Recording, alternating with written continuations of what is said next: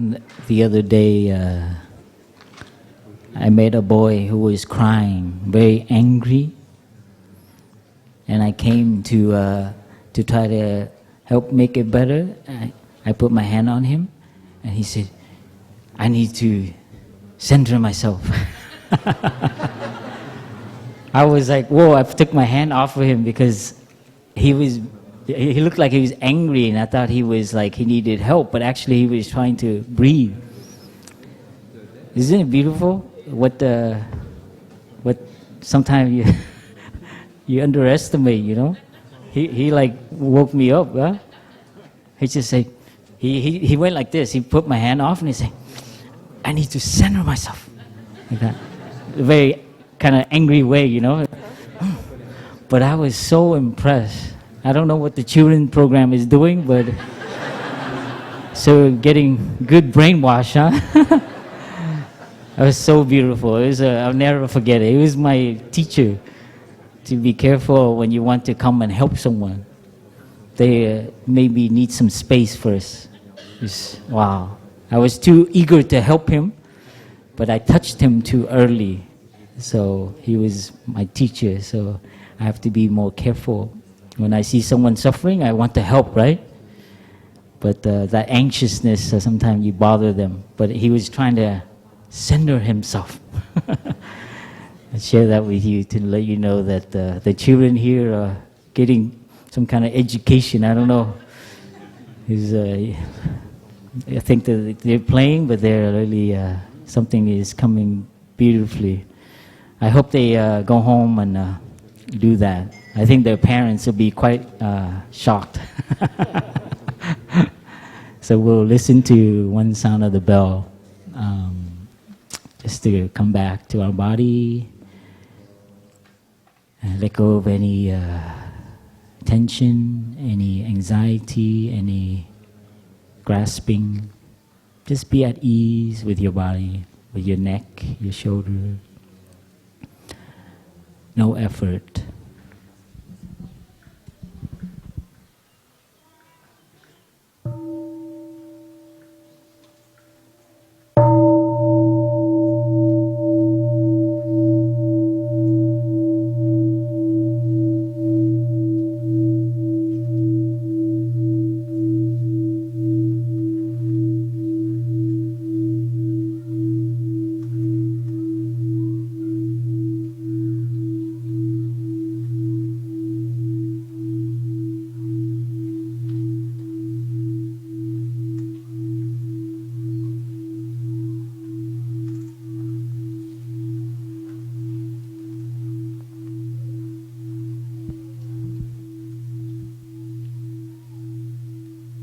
So the chair is available for our first question.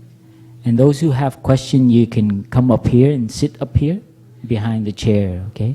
So you have more, you can save more time. So please just come up. You don't need to raise your hand. Just stand up and join us. And those who do have questions, you could just sit here, make a line behind the chair.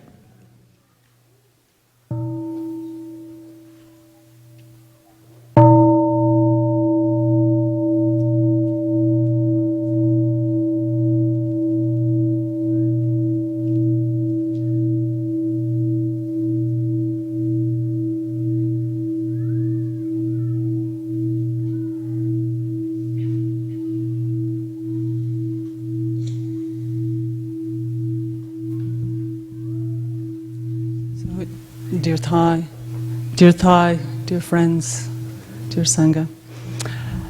My question is, how can we love Mother Earth more?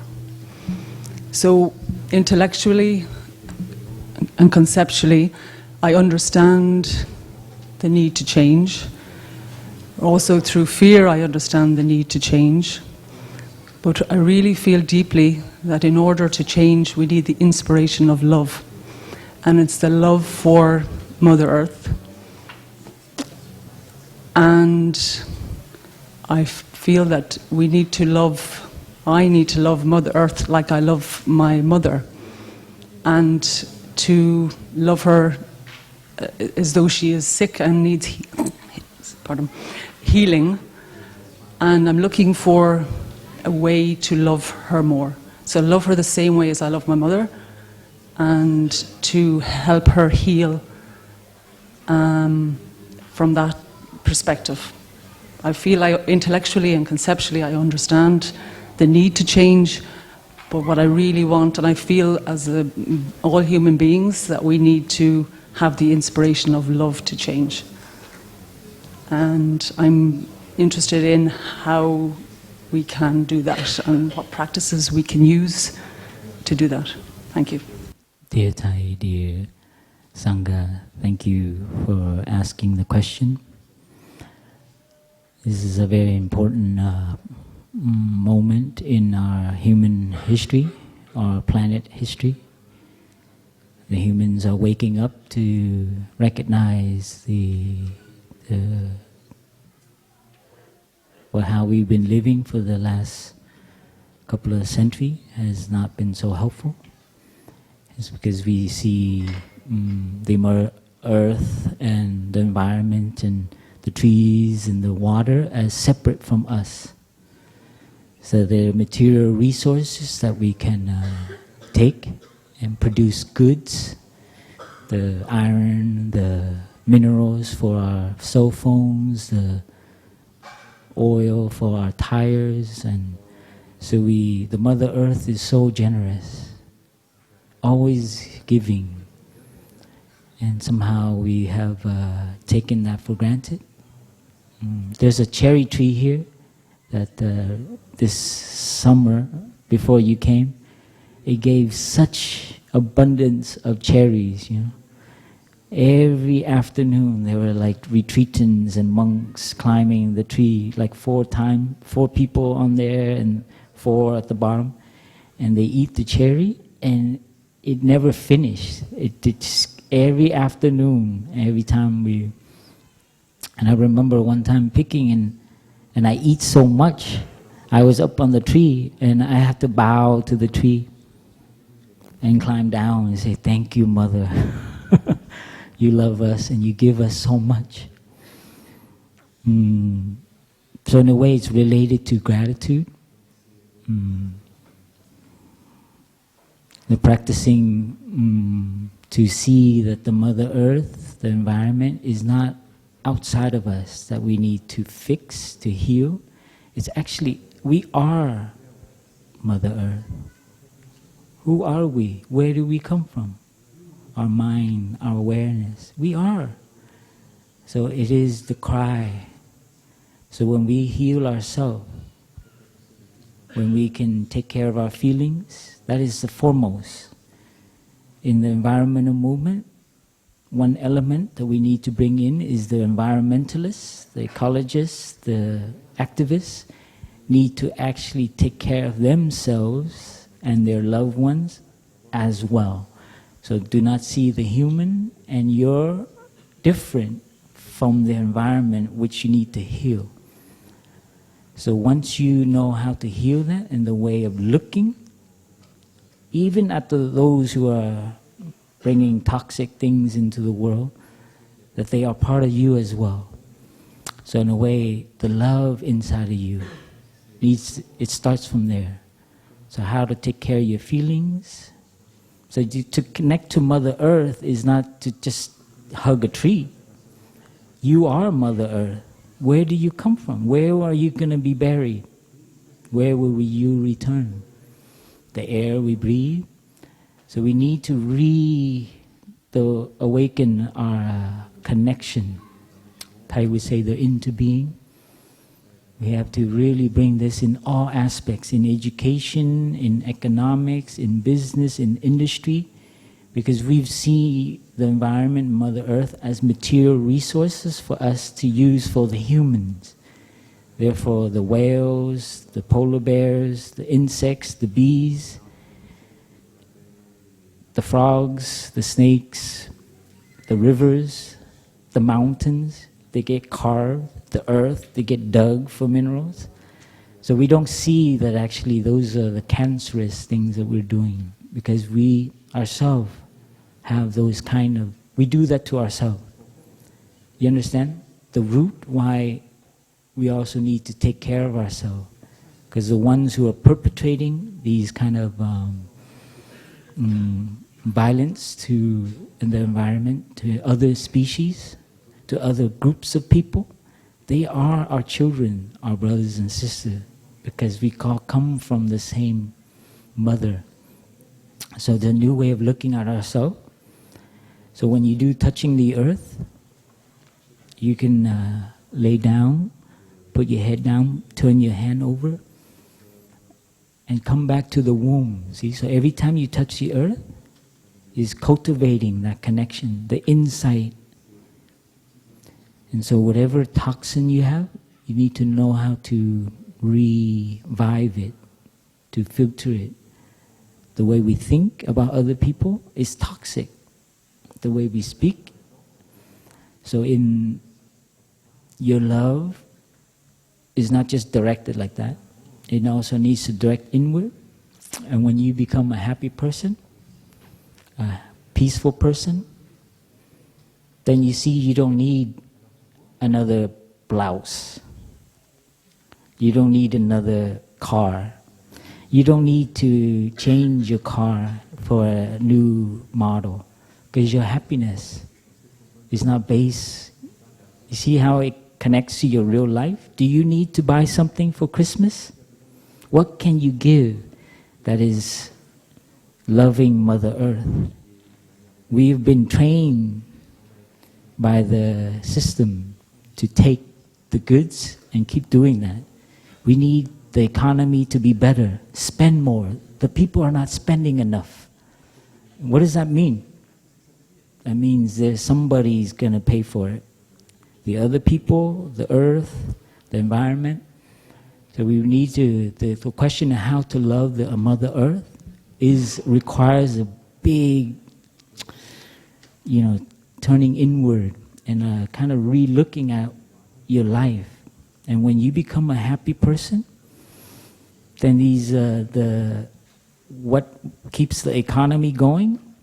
In fact, that's what's making everything go, we move around and we buy things.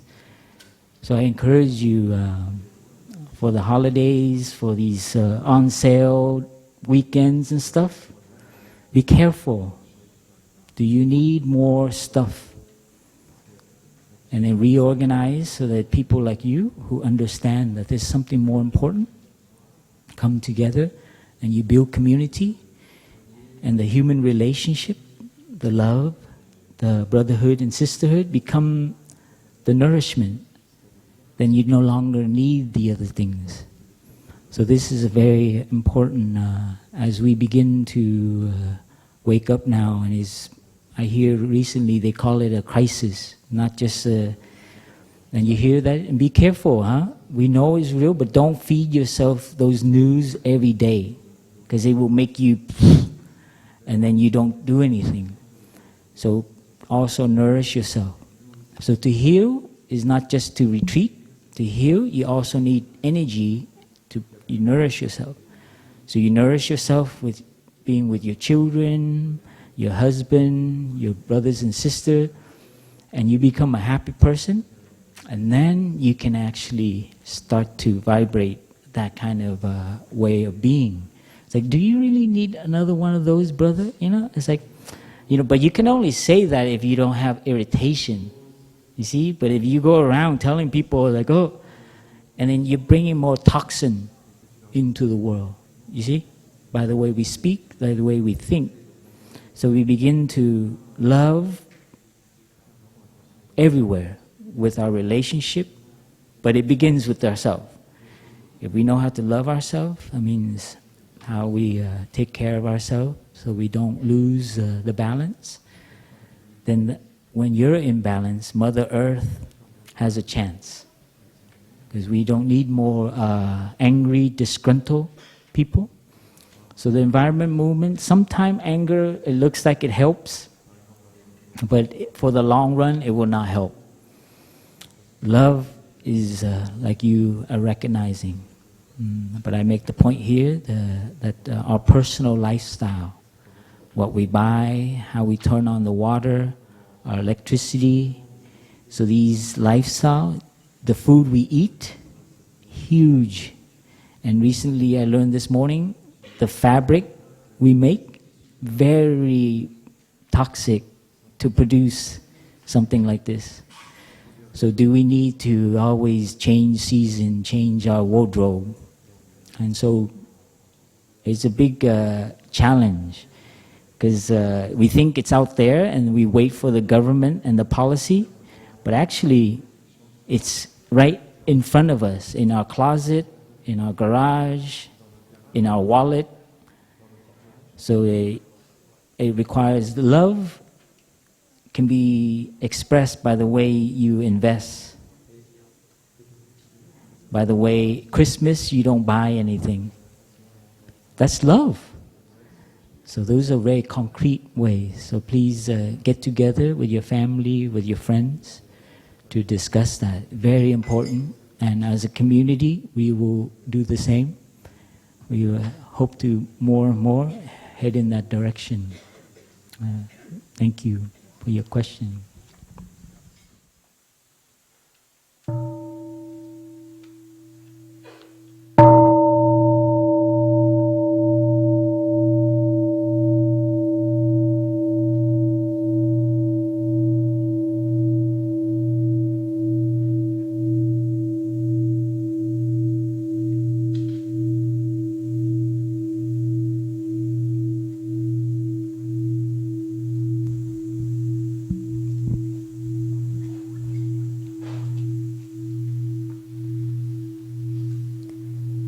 Dear Thai, dear Sangha, my question is, I would like to work less hours and very much would like to live a simpler life, so I have more time for reflection and taking care of myself and others and Mother Earth. But my family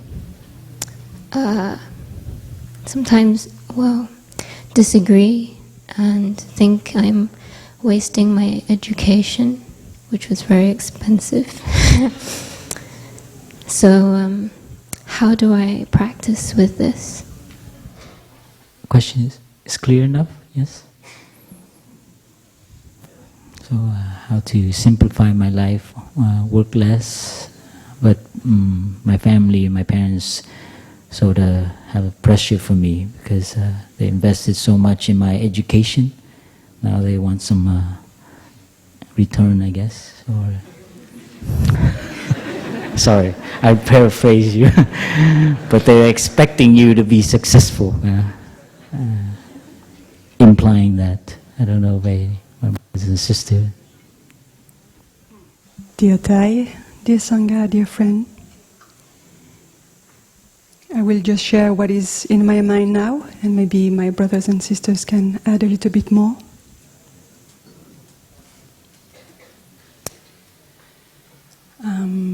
I'm not in that case, but I know some of my monastic brothers and sisters, when they make the choice to become a monastic, they didn't have the permission or the support of their family. But I guess they did it because it was a strong call inside of them.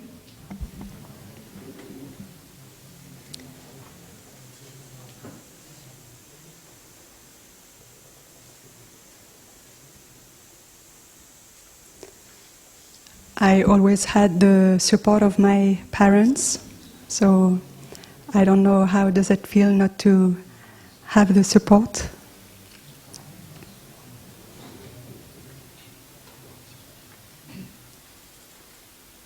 But I guess what is important is to be really connected to what is important for you.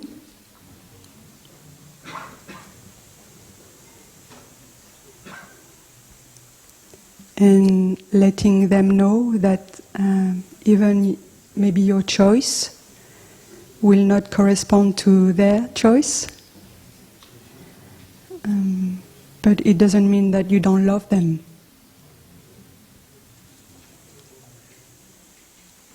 it doesn't mean that you are not grateful for what they have done to you. So keep nourishing that gratitude in you and the love you have for your family, for your parents, is probably something very important.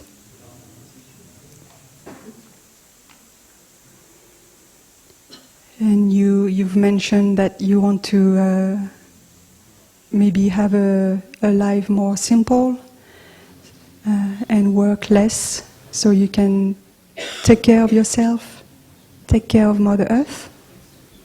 And I would like to add maybe also to have more time to play, to have fun, to nourish your joy. This is something we often forget when we start to entering the adult world, and then especially probably for those who become parents, it's even stronger maybe. We become serious and we forget that we only have one life. And if we look at nature, the butterflies, the flowers, the leaves in the wind, it's very joyful. And we forget that sense of joy in our daily life.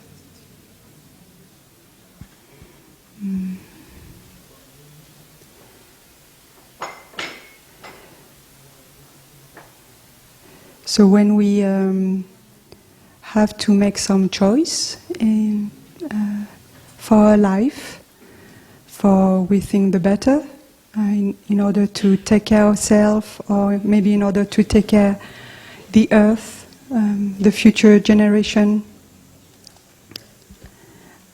we should do it in such a way that it brings joy. So I'm also referring to the previous question.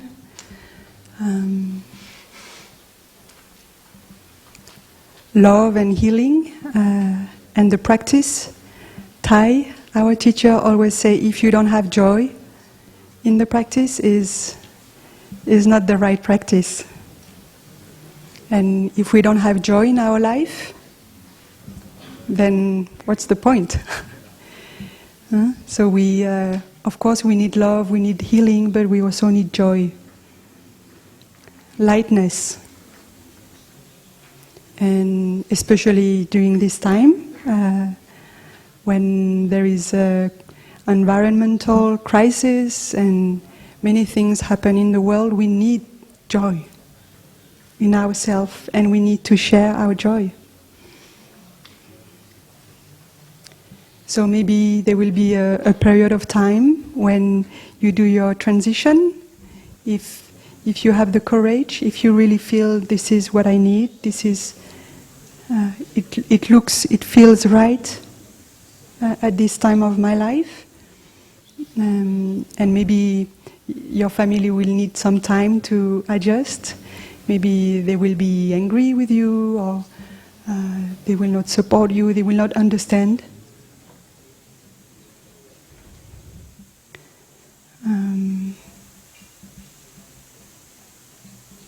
So if you know that probably they will not understand, this is an opportunity for you to cultivate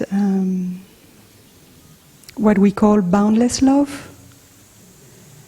for your family, knowing that maybe they don't understand, that's why they are angry, or that's why they don't support you.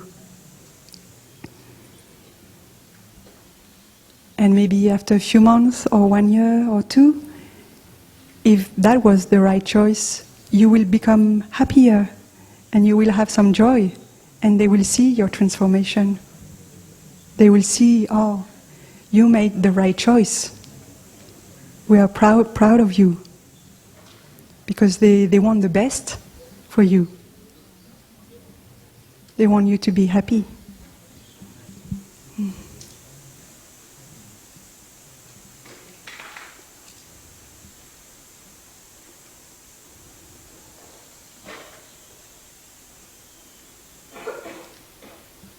So keeping in mind that we need friends also. If you have a Sangha nearby, it's important to have the Sangha support, a refuge. If you don't have your family as a refuge, that can bring you some love and comfort, then maybe Sangha friends can be that refuge. So don't be alone, don't stay alone. And look into the joyful aspect in your daily life, to have a balance, especially if you have to make a choice and you know that it's going to be challenging, then you really need to focus on the joy and on friendship in the Sangha. So that's what I have in mind. I don't know if anyone wants to add something. I just thank you, sister. Just add here. Seems like we have similar ancestral pressure. When I became a monk, my dad yelled at me and said, "You stupid," you know. Very angry at me, and of course I'm angry at him too. But the thing that changed that helped me is don't ask the question. Of course, you would love for them to understand you, but don't wait for that. The question Thai taught me to ask is, do I understand my father? You see? The pressure you feel comes from you waiting for them to understand you.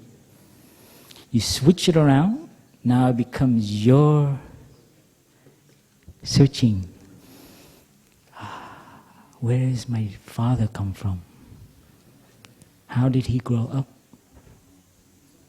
What pressure did he have? All of a sudden your love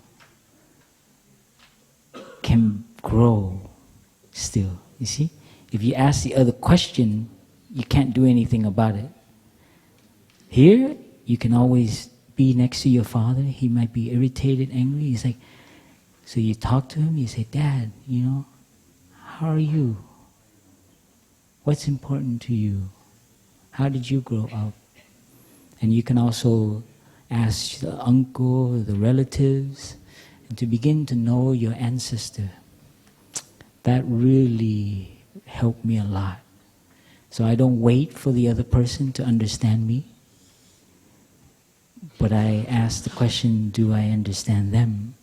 All of a sudden, when they're angry, my father's angry, he's sitting there resentful, but I understand him, so my understanding gives me space. So I don't have to sit there and pressure him. It's like, "Dad, listen to me." It's more like, I sit there and I'm quiet until he says something. You see the difference? So ask the question, do I understand my father enough? Do I understand my mother enough?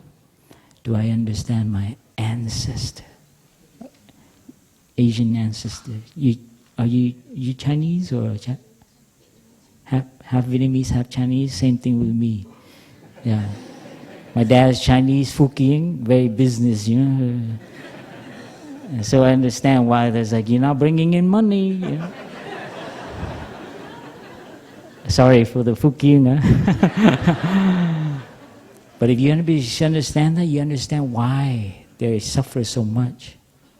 So that will be more light on you, and it'll be easier for you to practice what my sister shared too. It goes together. So you love your parents, but before you say you love them, you have to, do I understand them? So when you understand them, then your love automatic. But when you try to love them, but they don't understand you, then that's where the pressure is. You see? So I just share with you to keep that in there and write your journal. Everything you find out about your father and your mother, you write down. You do research on why they are like that. And you see the doors keep opening. Yeah. Thank you.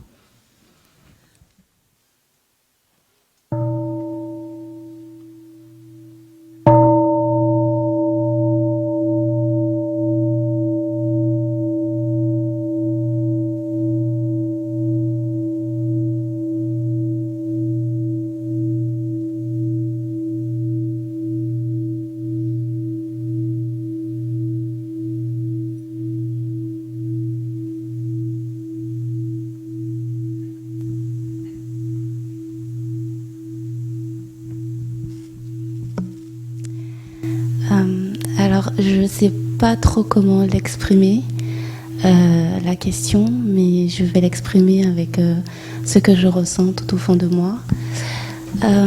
Donc, j'ai, comment dire, pas la capacité, mais parfois j'ai des personnes en face de moi et je vais ressentir si cette personne, excusez-moi si ça peut choquer, mais si cette personne elle est fausse ou hypocrite ou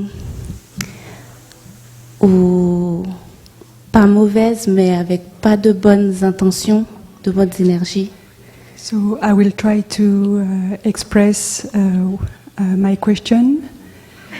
Sometimes I have someone in front of me and I can somehow feel if that person is wrong, false, yeah, or fake, or hypocrite, or so I can sense that. Ça marche pas? Je traduis. D'accord, oui. Et donc parfois je sais pas trop comment réagir et je ressens tellement ça d'une manière tellement violente que parfois mes réactions elles peuvent être soit agressives, soit ignorer la personne, et c'est difficile parce que je peux être amenée à travailler avec ces personnes. Enfin, So I don't know how to deal with this because it can be sometimes quite violent, this kind of feeling, and so the way I react, I can be aggressive. Or I can ignore the person, and it's not always appropriate because I am working with them. Je travaille avec. Et donc, enfin, voilà. Et aussi une autre chose, c'est que j'ai du mal à supporter l'attitude négative. Je sais pas comment dire. J'ai du mal à supporter qu'une personne soit malveillante avec une autre personne. J'absorbe tout et je sais pas comment agir. And another aspect is I don't know how to deal with when someone is unkind to another. I absorb this kind of situation. Whenever someone is unkind towards somebody, I can really absorb this energy, and I don't know how to deal with it. So the first part is whenever I am with someone and I feel that person is fake or hypocrite, I don't know how to deal with it, with my feeling, and I am often aggressive or I ignore that person, and it's not always appropriate because sometimes I'm working, it's colleague, and the other aspect is when someone is unkind towards another person, I feel the unkindness and I don't know how to respond. I don't know what to do with this. Dear Sangha, dear friend, can you hear the translation okay? When we begin to practice, we actually develop a greater sensitivity. So bad news, you'll feel this more and more. But we also develop a sense of ease in dealing with our internal reality. And so the reaction that comes, there is more space around them. And I think we start relating to ourselves in a different way and to the world outside in a different way. So we become very aware of what's happening inside and what's our capacity in every moment. And we become very empathic with people around. So a person may say something mean, may complain, or may say something aggressive, and that hurts. To take that in, that hurts, because it's strong energies, they're painful. But if you're trained enough, we know that those energy, they come in and they pass through, and we don't need to make it very personal. And there may be the day when that's all I can do, and I need to take space because I need to take care of that. And there may be the day when I can see that coming and I let it pass through, and I'm not so hurt, then I don't have the capacity to be there with the person and see actually what the person wants. And the person probably wants to be listened to, probably wants to be cared for, or maybe is hurting himself or herself. And when we have the capacity, then we actually may do something to really give the person what he or she wants. Not another complaint, not another aggression, but maybe a word of kindness, or a word of maybe no words, just listening. Let the person be heard, and kind of skillfully guide the person without correcting the person, without saying maybe, oh, what you're saying is unkind, but guiding the person towards what they're really searching for, what's really healing to them. We develop the capacity of deep listening, really being there for the person and hearing what is not said. Because maybe the person that at the moment doesn't have the capacity to really say what he or she wants to say, can only complain, can only be aggressive. Of course, to do that, first I need to have the capacity to love myself, to respect myself, so that the other person is not going to hurt me, is not going to take advantage of me, is not going to say or do something that I don't know how to handle. It's a dance of how much I can receive and let go, and then offer back. And of course, it may also be the case where the person is saying something to somebody else, and then some different action may be needed. Maybe we do need to say, I do not accept this kind of language, I do not accept this kind of actions. But it doesn't come from a place of fear, it doesn't come from a place of anger, it comes from a place of understanding what's going on and a place of compassion.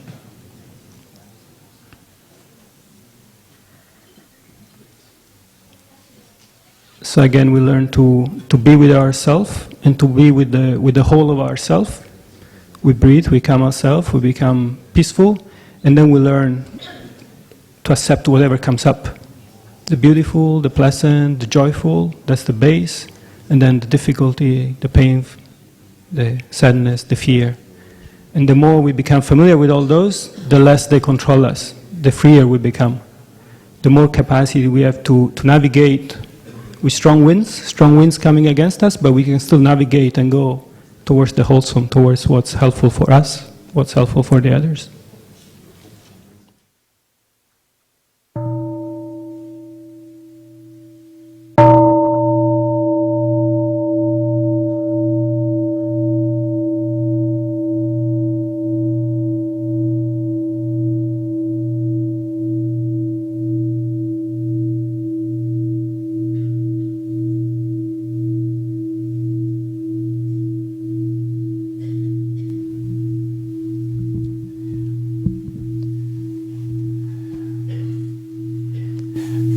The question that I have is how to deal with people that you really care about and people that you can feel unhappy.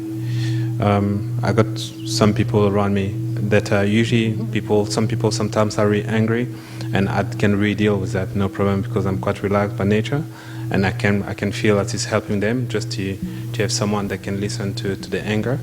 But what I really struggle for me is with people that are really unhappy, and you care about them, and you need to suffer from the unhappiness. So you get like, in a way, at the moment I just get two options. One option is to really take some kind of a distance, but there's some kind of a guilt because you care about them, and the idea to get to a better world, so with as many people happy as possible, especially people that you care. And the other option is to stay there, but the unhappiness can be also quite a draining for yourself as a person. So yeah, I would definitely like to know how do you deal with unhappy people around you, people that you really care about.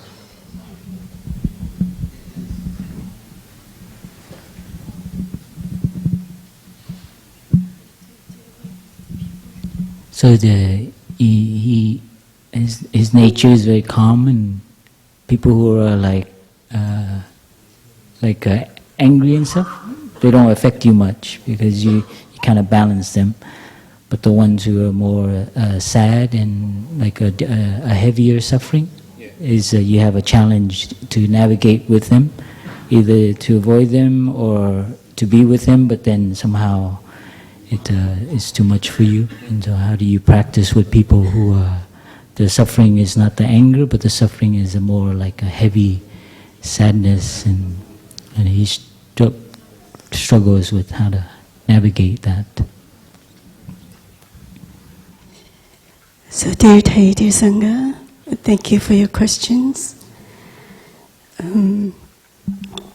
I face that sometime where I see there's a lot of things in my mind, or people with a lot of sadness, or angry and things like that. The practice I do is until now is that I just find myself in a calmer way, and just to sit and breathe, so that I don't kind of like navigate too much. The more you navigate, the more you feel like you have to be there, and you have to be with that person. But just to sit and to calm your mind a little bit, and you breathe with what you have received, and you just let it down where you're sitting. For me, I would sit next to a tree, and if I can't take anymore, I would hug a tree, and a tree would also take that wood for me, so that I don't take so many burden inside of me. And that's how I practice. Is when I have a lot of things, anger or sadness or things like that, I just sit and breathe. And when that person is arrived with anger, I just have this compassionate sitting and breathe along with the person. Let the person, take out whatever she has inside.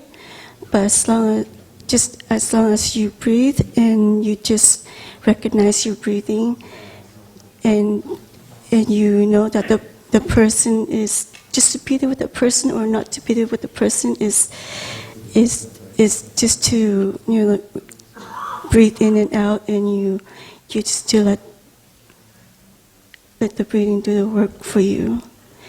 So this is what I did when I have too many things on my mind, or I just go to my room, I breathe in and out, and just to relax my body and my mind. Thank you.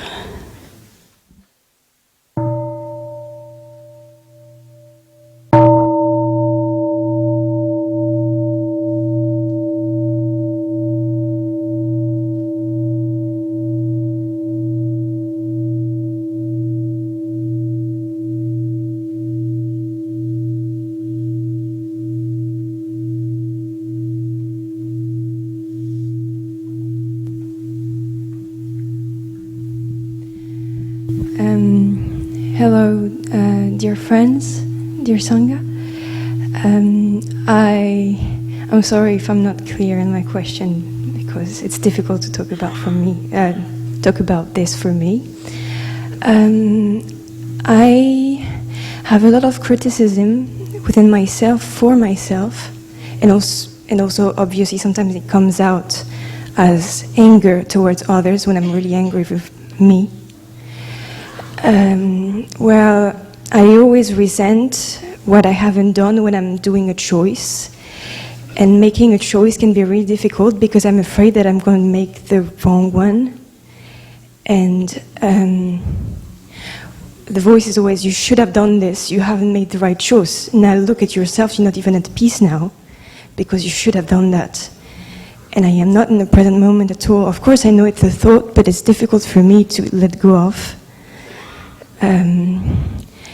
And as it's difficult also for me to take care of myself, sometimes I go and help people, but I resent it because I feel like you should have taken care of yourself. Now how is it going to be? And for example, a concrete example in my life is I am a ballerina and I love to dance and I really care about it. But some days I don't feel like going.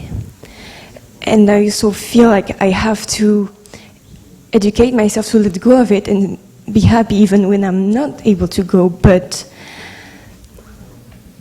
I can't let go, and I feel like if I'm not going, I'm wasting my future or I'm not building what I want to build, and it's always the same voice. And sorry if it's a long question, but... Thank you, dear friend, for asking your question.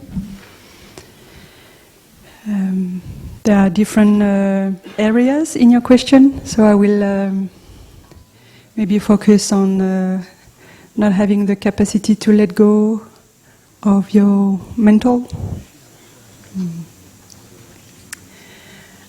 Because this is something I sometimes go through.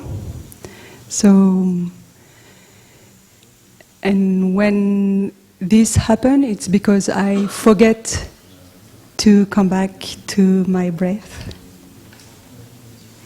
And as soon as I discipline myself or I stop and I come back to my breath, I come back to the feelings in my body, then the letting go is not even a question because I am in my body, I am in the present moment, I am feeling life going through me, and there's no more question.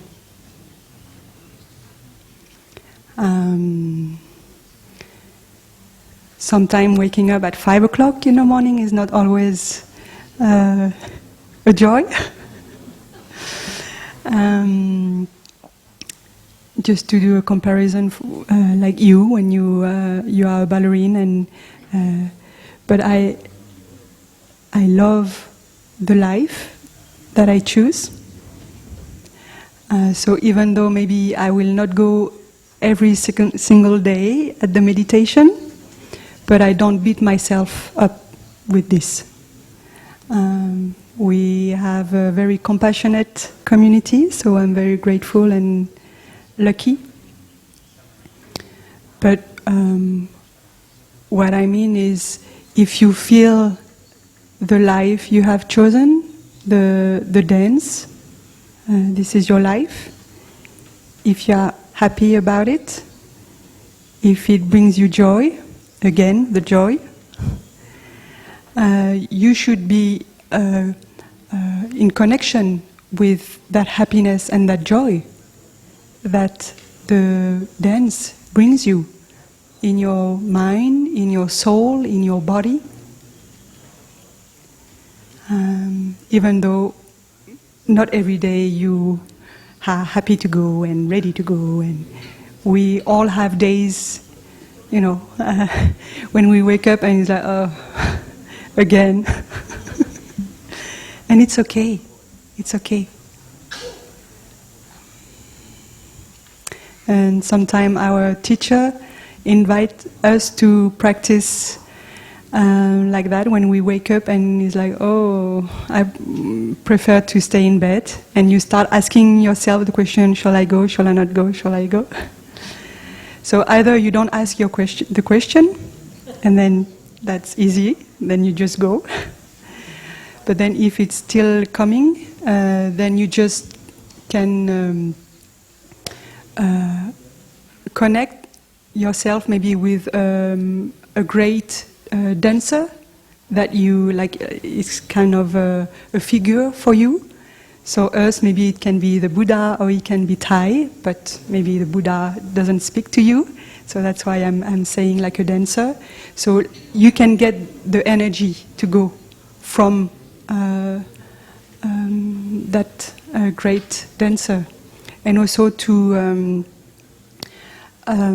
come back to the first days when you've made the choice to make your life a dancer. Why? Because it brings you joy and happiness. So the first days. So us, I think, as practitioner, also we have ups and downs. So my practice is also to come back to the first days when I'm a little bit down, and maybe I lack of energy or enthusiasm. Then I connect immediately. I have some memory, some like very strong, when I felt, wow, this is the life I want to live, and this is the community I want to be with, and etc. So then I can have more energy. But the letting go of the thoughts, it's so easy that we forget about it. It's just to pause, and you come back, you focus your attention to your in-breath and out-breath. You can put your hand on your belly. You can find skillful ways to feel your body and to just relax in your in-breath and in your out-breath. And if you experience it, if you do it, you will see that it works. But then, of course, the thoughts come up again. So again, you have to train and stop and come back. So it's really like we talk about training ourselves. So even after a few years of living every day here, we still need to train. I still need to train myself. Sometimes it's easy.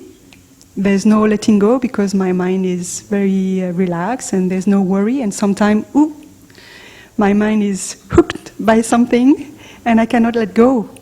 And then if I forget that I just need to come back to my body, my in-breath and my out-breath, when I do that, I see, okay, this is what I need to do, just to relax, to pause.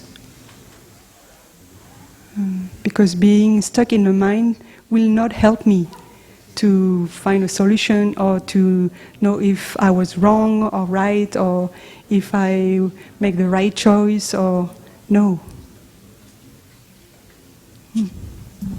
Thank you.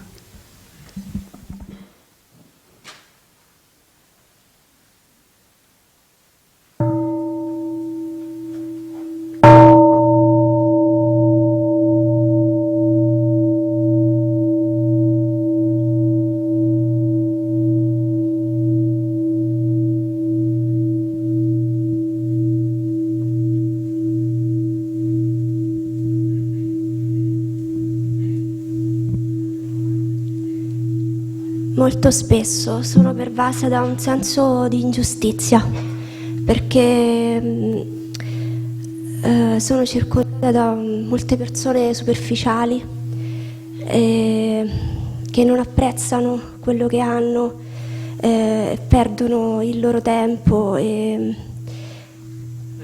often feel surrounded by people who are shallow and do not appreciate what they have, and I feel a sense of injustice.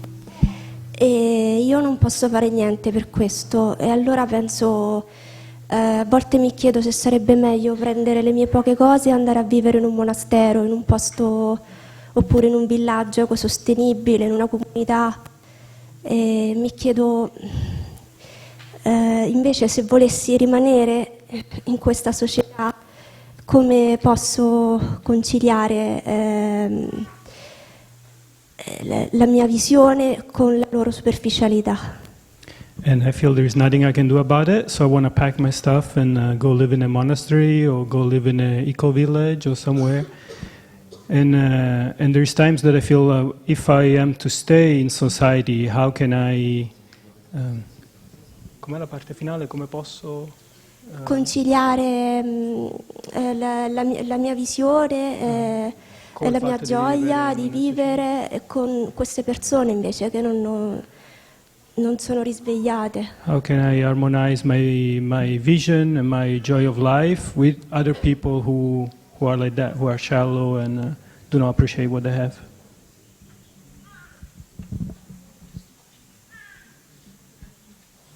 I'll try to rephrase. So she feels surrounded by people who are shallow and not appreciative of things, and she feels helpless about it. So she wants to move away from society and find a quiet place where she can live according to her values. And at times she wonders if she is to stay in society, how can she actually face those people?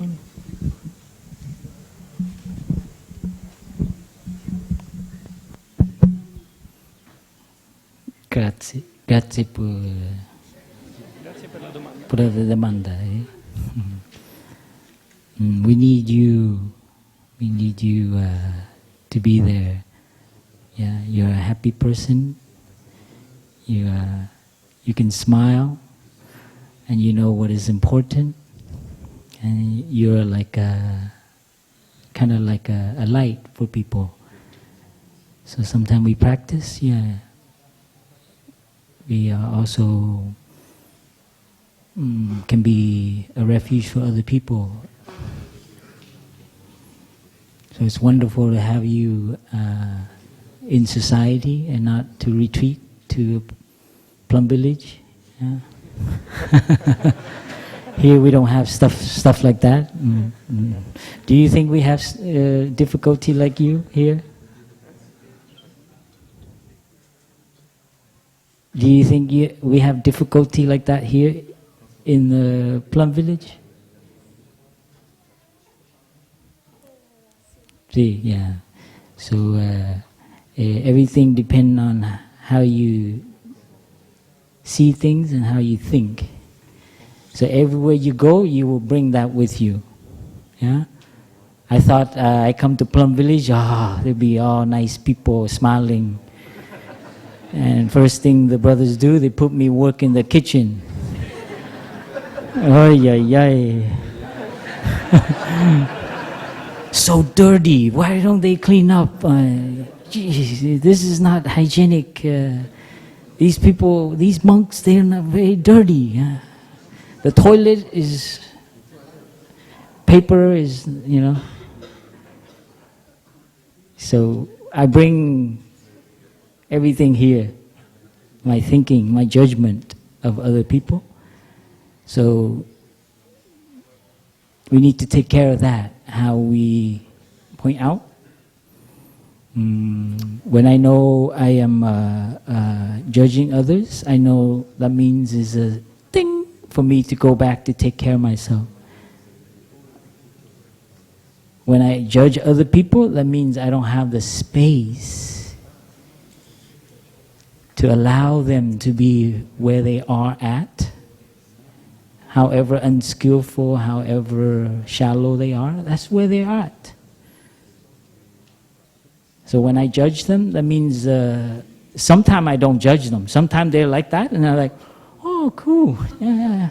You know, sometimes you're like that, right? Sometimes you see it, but it doesn't bother you. Because that moment you have enough happiness, you have enough peace, you have balance. That means your heart can contain also the mud, the challenges, the weird, the strange people. Huh? But as soon as you start to be critical and suspicious, that means you're not taking care of yourself.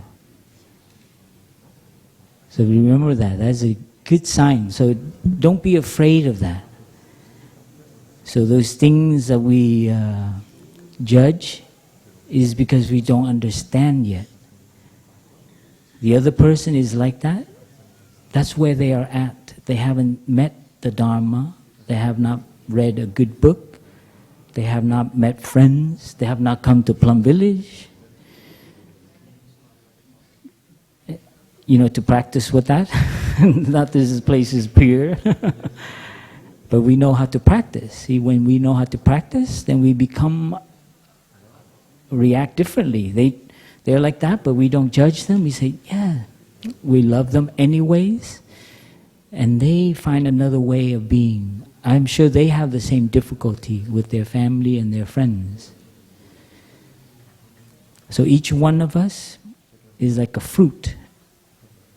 And our understanding, our insight, our wisdom is different.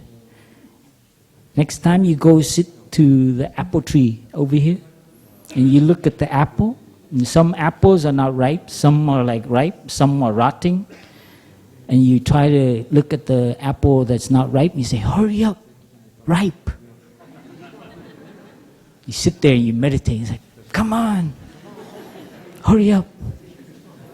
You see?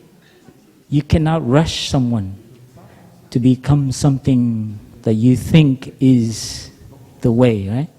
Each person is valuable where they are at. Some apples are still green, but you look at them in time with sun, with the right condition, bing, and you might be that person. With your love and your acceptance of them, you could be that person to make them, I want to be nice like her. I want to be able to listen like her. I want to not judge like her. All of a sudden, you help one person, and that person become your friend. Now you have 2 apples. And now the other look at you, wow, they have good friendship. They can get angry at each other but still have sisterhood. I want to be like them. Ding! 3 apples. You see? So you don't need to run away. You just learn to ripen yourself. Make sure you're nourishing yourself, taking care of yourself. Smiling like that, molto bene. So we need you, okay? Don't run away like I did, no. Okay. But it's good, it's a practice, yeah? So we practice and we're not afraid, okay? Those people need our love and they need our space. I like to joke too much, huh? But thank you, grazie for your practice. So dear friends, we will end here. Thank you for being with us, and we'll continue to practice. We'll have walking meditation. So please everyone bring your lunch and your family with you, because we'll walk down to Sangha and we'll enjoy picnic lunch out there. A beautiful surprise down there. It's a miracle down there. Is the paradise, yeah? So you walk like if you're walking into paradise. Don't need to rush, okay? So we will walk like that with the community, with our spiritual family, with our children. And all the children here are your children, okay? So please, let's listen 3 sounds of the bell and just come back to our breath, back to our body.